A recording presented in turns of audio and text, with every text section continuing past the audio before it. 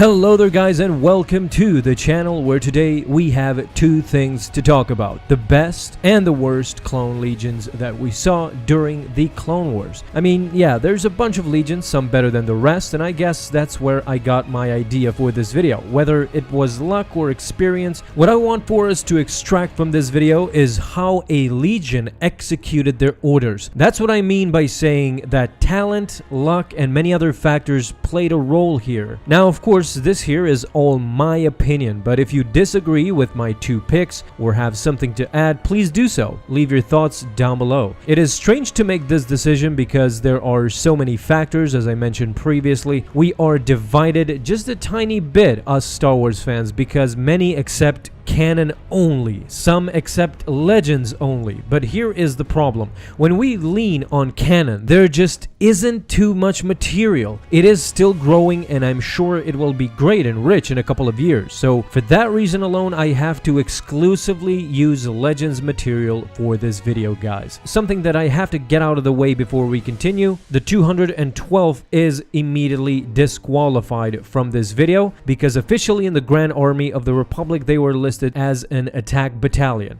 With that out of the way, let's start with the bad news first. The worst clone legion was, in my mind, the 182nd Legion, which was led by Sergeant Mart. Right off the bat, during the start of the Clone Wars, the group was sent to the planet Belgoroth to investigate if they were secretly helping the Separatists. While there, 3 of the Legion clones were killed and only the Sergeant survived the ordeal. So here we see that almost the entire crew was dismantled completely. Then 3 years later, the last year of the Clone Wars, the 182nd Legion was deployed to the separatist world of Felucia, which by now had become a key planet for the Republic to win back. The Legion successfully landed on the planet, but were soon cut off from communications with the Grand Army, and what's worse, they were isolated and unheard from for a month. As a last resort, reinforcements from the 501st Legion were sent to fulfill the duties of the 182nd Legion. But even the 501st had to endure many hardships in navigating through a hazardous terrain filled with native beasts, flesh-eating bacteria, and many other obstacles that made Felucia extremely difficult. Under the leadership of Jedi General Aayla Secura, the 501st ultimately survived their ordeal on Felucia, but discovered that the 182nd Legion had been wiped out. All of what I just explained makes the 182nd the worst legion as it pertains to execution of missions. It seemed that they bumbled along during the Clone Wars, and the fact that the 501st immediately came to the rescue leads me into my next point. The best clone legion was the famous 501st Legion. Now, what we have to admit really is that the 501st was heavily featured in every Star Wars medium,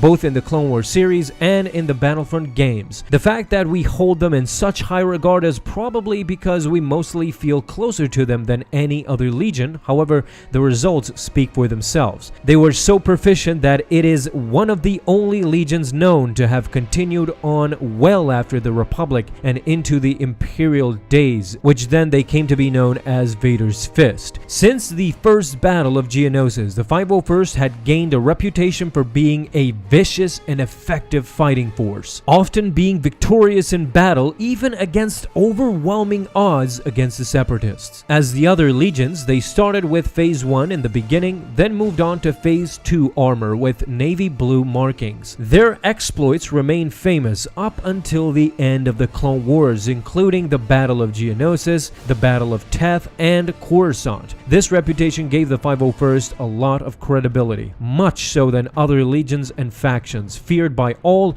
and especially after Order 66, where they became known as Vader's Fist and went on to kill many Jedi survivors all throughout the galaxy, together with Vader, who was hunting them down relentlessly. As a bonus feature, I have to mention another legion which we don't know anything about, but perhaps we're good enough, and that's the 187th Legion, which was was commandeered by Mace Windu. It is said that they were present in the Battle of Dantooine and Coruscant. They were adorned with purple markings on their armor as a way to signify Windu's lightsaber and to show their allegiance. That's it for this video, guys. Do you agree with this video? Then leave your comments down below. I feel like it's unfair for the other legions since, as I said, the 501st is predominantly shown more than the others, but it's all we got, folks. Thanks for tuning in. If you enjoyed, leave a thumbs up down below and hit that bell to get notified the moment a video is up. Have an amazing day, guys, and may the Force be with you